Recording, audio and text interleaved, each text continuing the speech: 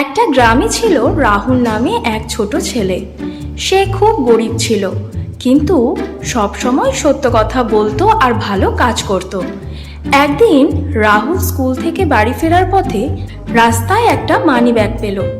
ভেতরে অনেক টাকা ছিল। তার বন্ধুরা বলল, এই টাকা দিয়ে তুমি খেলনা কিনে নাও।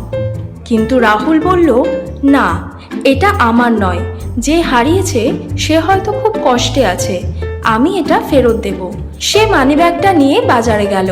সেখানে দাঁড়িয়ে সে জোরে বলল, কে মানিব্যাগ হারিয়েছেন? আমি পেয়েছি। একজন বৃদ্ধ লোক ছুটে এসে বললেন, বাবা, এটা আমার মানিব্যাগ, আমি বাজার করতে গিয়ে হারিয়েছিলাম। লোকটি মানিব্যাগ খুলে দেখলেন সব টাকা ঠিক আছে।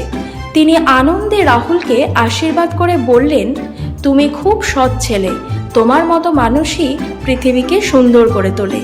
বৃদ্ধ লোকটি রাহুলকে কিছু টাকা দিতে চাইলেন, কিন্তু রাহুল হাসি মুখে বলল, না কাকু, আমি শুধু আমার কর্তব্য করেছি।